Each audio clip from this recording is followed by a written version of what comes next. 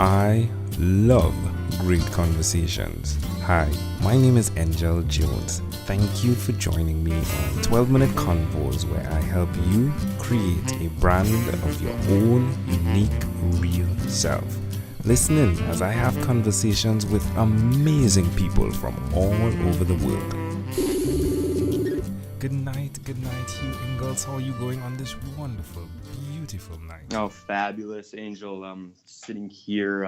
My company is out of a co-working space in Grand Rapids, Michigan, which is a growing metropolis, city of about 200,000 people that's rapidly growing. And so it's a really fabulous time to be here in the city, and there's a lot of great energy, and it's been a great place to get a few startups going. Well, that sounds like fun. So you're definitely having fun. Lots of hours putting in there, isn't it? Yes. But every moment is pleasurable in its own way, and it all comes down to perspective. It does, my friend. Hey, well, please do tell us which of your talents up to this point in time of your life is responsible for us connecting. So going back to our interaction on LinkedIn was through my podcast with my good friend Atik Bana. So him and I had been having really valuable conversations, some conversation that really took us deep into thought and relating to our own lives and how to just be better people each and every day. And so we started recording those conversations, and soon we started to gain a little following, and turned it into kind of a bi-weekly podcast called Living at 100, in which we kind of take our knowledge intake from the weeks before, whether that be in the form of books we're reading, other podcasts, conversations we've had, articles we've read. And then, the beauty of it is that we just have we're connected on this wavelength and are able to really dive deep into, specific topics on kind of all surrounded about how we can, be in pursuit of our best selves. Yeah. So when you say 100, is it like living at 100%? Yes. So, we're in that constant pursuit to be, at 100% all the time, but we may not always be there. And so, the conversations are around that pursuit, that pursuit of excellence. And as we all know, there's plenty of failure and plenty of learning experiences along the way. Yeah, most definitely. So who did you learn the skill from, Hugh? The skill of great conversations. So that would be my parents. My parents are both entrepreneurs. They had started community music centers back in my hometown, and really provided an environment for myself and my two younger brothers to kind of thrive. And they gave us a lot of time and space to figure out who we are, what we really want to do, and that's led us to really following passions, and also allowing us to really take that entrepreneurial spirit that's kind of within all of us in different forms, and really pursue it, and really live fulfilling lives. And so that's I have to thank my parents for that one. Oh, that's good. Do you want to say their names? So Elle and Peter Ingalls. You can find them on LinkedIn. My father actually works with my brother and I. He was our first hire for our video production company. Yeah. Oh, it's funny. He's really reveling in the fact that people ask what he does, and he's like, well, I work for my kids now. So it's turned into a family business. We're having a lot of fun, Angela. And my mom has a performance coaching business in which she helps people from around the world actually manage stress better. As a culture, I think we're moving quicker and quicker, and there's a feeling of pressure coming from work and school and in our professional lives, and that's growing every day. So she takes people through a succession course that helps them manage stress and kind of open up their lives. Wow. Lots going on in the Ingalls family. Yes, lots. Yeah, and tell us about the business side of what you're doing, please, Hugh. Yeah, so I call it the 9 to 5, but sometimes it extends beyond that. But the video production company called Inglis Pictures, my brother and I started up a couple years ago, and we've been full time with it now for 2.5. So we help tell company stories in different forms, a lot what you can find on websites and in social media, shown at events and things like that. We're kind of, in the form of an ad agency. We're like our focus is creating great short form videos to really impact audiences, and that has brought us to, all around the United States, Canada, and Jamaica, and so Jamaica. It's been really, wow. yeah. We did some work with a nonprofit centered on after school programs, and mostly concentrated in teaching the game of lacrosse, actually. And so we did some video work down there. But so video production is what we do. Well, that's good. That's good. Now, hey, if someone wants to connect with you to access your services, where's the best place for them to go? InglesPictures.com would be a great place. We have, if you're looking to contact us, we have contact forms, and you can see some of our work in different markets, from business to nonprofits to sports and weddings and music videos and all the above. That's amazing. That's amazing. Can you tell me one other thing that you've done consistently over the last 3 years, please? Coaching. How many hats does this guy wear? So I coach. Actually today, Angel, we had our first day of tryouts. I coach a high school hockey team, so I've been coaching hockey as an assistant for the last. This will be year 4.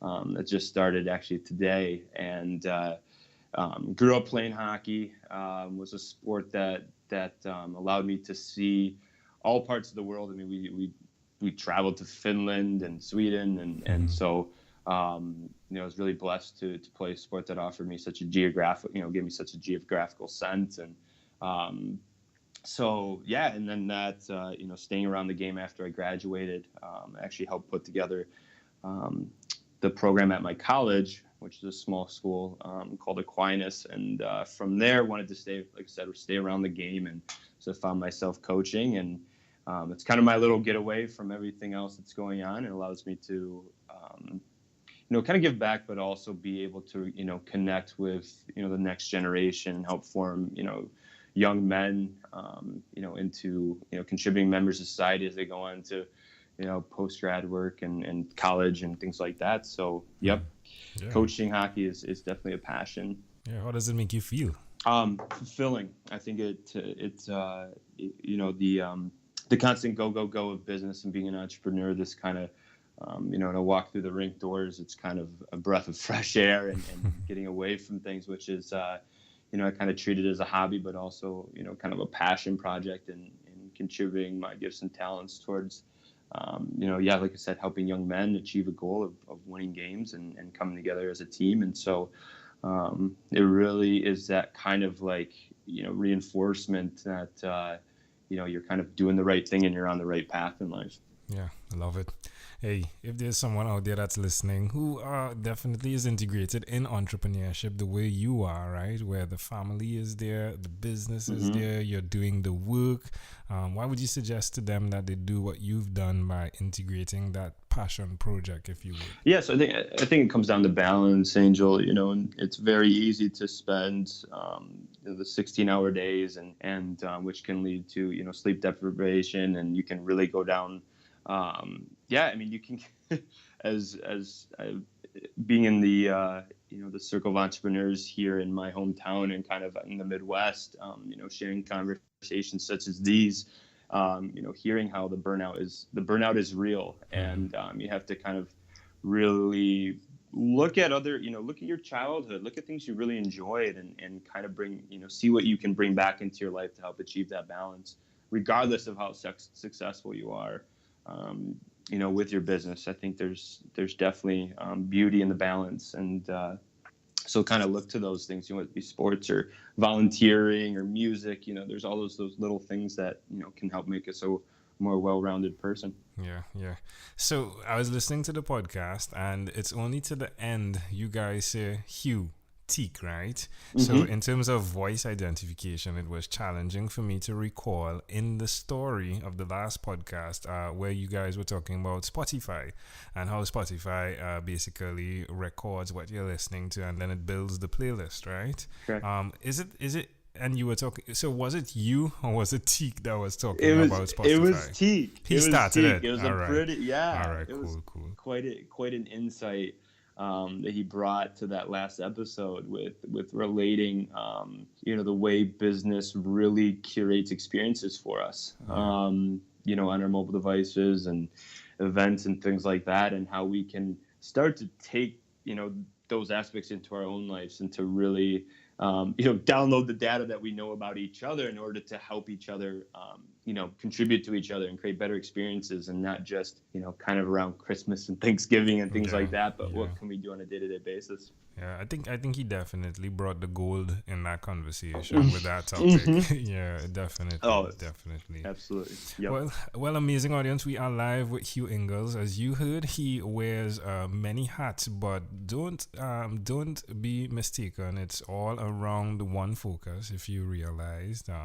so the family element is there, the coaching is there, and then the 9 to 5 passion, right, with the pictures. And again, he is the podcast host, co-host, if you would, of Living It at 100. Well, Hugh, let's switch gears for a minute now, and let me invite you into my time machine that is surrounded with beautiful, warm, blue Caribbean water. Hugh. Oh, goodness. I'm looking forward to it. What is your earliest childhood memory? Earliest childhood memory. So this is an interesting one.